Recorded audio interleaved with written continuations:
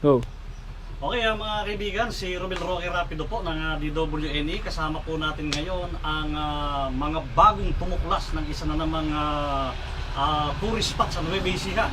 Dito pa rin po sa Barangay Mapait, Palayan City, sa bahay po mismo ni Kapitan Turing Baltasar.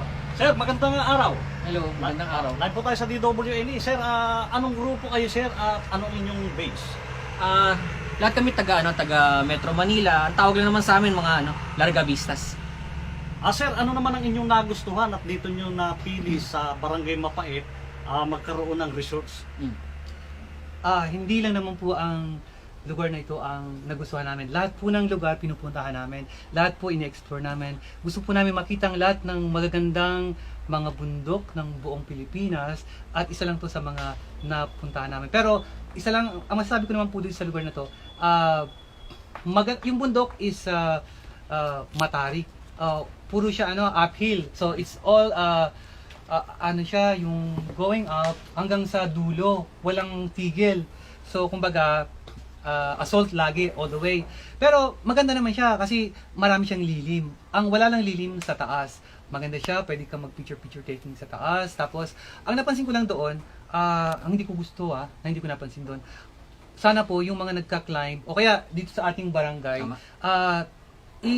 meron sila, lahat ng umaakyat, i-orient na sila na bawal magtapo ng kahit ano. Wow. Napakadami hong mga basura na mga chippy, mga candies and all. So kanina po pinagdadampot na namin, pinulot na namin yon, binigay ko dun sa aming guide. So tinanggal dala niya po rin po papauwi yun. So yun lang naman ang kasi pwede natin siyang ipagpatuloy na maging tourist spot talaga kung gusto natin. Pero dapat ma-maintain siya. Paano natin ma-maintain? Pagandahin natin siya ng pagandahin, hindi natin papapangitin. Pati nga yung lake, maganda rin yung lake, diba? So pwede rin natin siyang i-develop para maging isang maganda yung lake, napakaganda ng lake. Gusto ko siya. Okay, sir, sa inyo pong nasaksihan na mga sir at ma'am dito sa inyong ginawa, anong nakita niyong kakaiba dito sa lahat ng inyong mga napanik na bundok sa mga na-research nyo dito sa Barangay Mapait? Unang-una, bago ka mag-trek do sa bundok, yung nga, ka ng bangka, papunta doon sa pupuntahan mo. At isa pa, maganda yung niya, pagdating mo sa kalagitnaan ng trek, yung view niya maganda.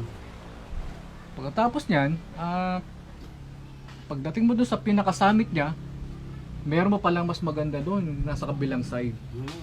Yung parting Balera tayo na doon, di ba? Yung Sierra Madre Mountains, di ba? Yun, isa pa yun sa hindi lang siguro 3 in 1 ang nakita mo. Kaya siguro ito na yung umpisa ng pag natin, baka marami na susunod na pupunta niya. Pag maganda yung pagkaka sa padla. Okay, sir, ano sir ang masasabi nyo ngayon sa ginawa ninyong pagbisita dito sa bundok ng Barangay Mapait, Palayan City? Napaka-refreshing kasi mamasyal sa iba-ibang lugar dito sa Pilipinas, pero masarap dito sa Nueva Ecija dahil kasi maraming mga potential na pwedeng mga puntahan ng mga iba-iba mga bundok ganyan. And yun nga, maganda yung lugar, maganda yung mga bukid. Masarap dito. Yun nga lang, ang problema lang kasi dito pag summer season talaga, kailangan talaga balot na balot kapag mag-hike. Kasi alam ko sobrang init dito pag summer. One of the hottest places in Luzon is really Nueva Ecija. Okay, sir, bago tayo magpaalam, pwede ba sir na marinig namin o ang inyong mga pangalan na sasabihin ninyo, ako si ganito, pagkayari niya, ako naman po si ganito, at ako naman po si ganito, sabay ako paalam na. Simula sir sa iyo. Ako po si Boboy Argelias from Energy Development Corporation, Warehouse Analyst. Ako po si Ed Amparado, retired na po ako, senior na citizen. Kaya meron na po akong time na magmundok ng mamundok. At ako naman si Jerbs De Castro, HR Analyst, Energy Development Corporation.